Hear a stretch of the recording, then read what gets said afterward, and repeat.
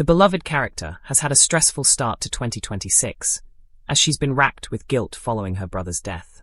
During Currydale, Vic was involved in a confrontation with John Sugden, Oliver Farnworth. She managed to get hold of the syringe that was in his pocket and stabbed him with it, believing he'd fall unconscious. However, John suffered a bad reaction to the drug and died. Vic was forced to cover up the murder, but had no idea at the time that she was being filmed by Joe Tate, Ned Porteous. Joe has used this footage to his advantage by telling Vic and Robert Sugden, Ryan Hawley, that the police will discover the truth about John if they don't sign their land over to the Tates. Despite trying to think of another option, Vic gave in yesterday and told Joe that she'd read over the contract before signing and selling. Her decision was influenced by Graham Foster, Andrew Scarborough, somewhat, who said she'd be able to start her life again elsewhere with the money made from the sale.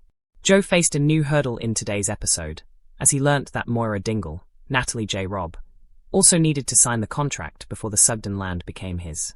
Said hurdle was a small one in Joe's eyes though, as he simply told Vic and Robert what they needed to do next, and if they didn't, everyone would know the truth about John's demise. Victoria went to see Moira and gently explained that she was selling the land to Joe, and she needed her signature. Moira was heartbroken, but eventually came to understand that Victoria had only made this difficult decision because she was thinking about her family. With the contract sorted, Victoria was crushed as reality hit that the Tates had won again. Robert was optimistic that they could still continue the Sugden legacy, even though they'd be working for someone else. But Vic had thrown in the towel. That afternoon, she told Robert that she's booked flights for her and Harry to Portugal, and intends to stay with Diane Sugden for a while. Victoria Sugden sat in the dim light of her kitchen, the mug of tea growing cold in her hands. The events of the past few days weighed heavily on her. She had always been a strong woman, fiercely protective of her family, but nothing had prepared her for the consequences of that fateful confrontation with John Sugden. The memory replayed endlessly in her mind.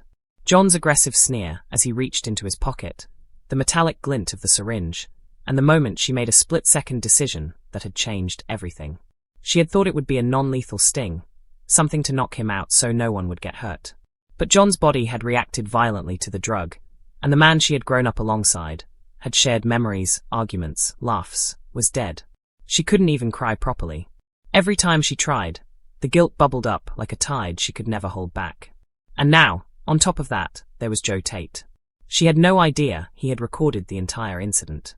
He hadn't hesitated to use it as leverage, threatening to expose her unless she and Robert handed over the Sugden land. Her hands trembled slightly as she traced the rim of the cup. How had things gone so wrong? She had been trying to protect her family, trying to safeguard their home. And yet here she was, cornered by a man who thrived on manipulation. Graham Foster's words echoed in her head. "You can start over, Vic. You'll have a life again somewhere else." A part of her wanted to believe him. To imagine a quiet life, away from Emmerdale, away from the shadows of mistakes that had piled up over the years. But leaving wasn't just about her. Leaving meant abandoning the legacy of the Sugdens, something she had sworn to protect. Chapter 2, The Decision. Yesterday had been unbearable. After pacing the living room for hours, Victoria finally called Joe Tate. She had tried to think of another option, but every avenue seemed blocked. Joe had anticipated her every move, every hesitation, and used her fear against her. I'll read the contract," she said finally, her voice barely above a whisper. "I'll go over it before signing." It wasn't the victory Joe wanted to hear. It was a temporary reprieve, but it was enough to calm the immediate storm. But as soon as she hung up the phone, reality hit her like a punch to the chest. This wasn't a solution. It was surrender. Robert had tried to convince her otherwise. "Vic, we can still keep the legacy alive." "It's not over," he said, placing a hand on her shoulder. His optimism was admirable, but futile in the face of what Joe had in his arsenal. Graham's influence had been subtle but effective. He reminded her of the life she could have elsewhere, free from constant fear, free from the guilt she carried every moment of every day. And despite herself, that thought kept creeping in, whispering a dangerous temptation. Chapter 3, Moira's Resistance. But Joe's plan wasn't complete. He had overlooked one hurdle, or so he thought. Moira Dingle, a matriarch in her own right, had to sign the contract as well. Victoria had approached Moira hesitantly, bracing herself for anger, perhaps even heartbreak. "Moira," she said softly, her hands clasped tightly in front of her. I need your signature. I'm selling the land to Joe." Moira's eyes glistened, her lips pressed tightly together. "Vic, you can't," she whispered. Her hands trembled as she gestured toward the land she had loved for decades.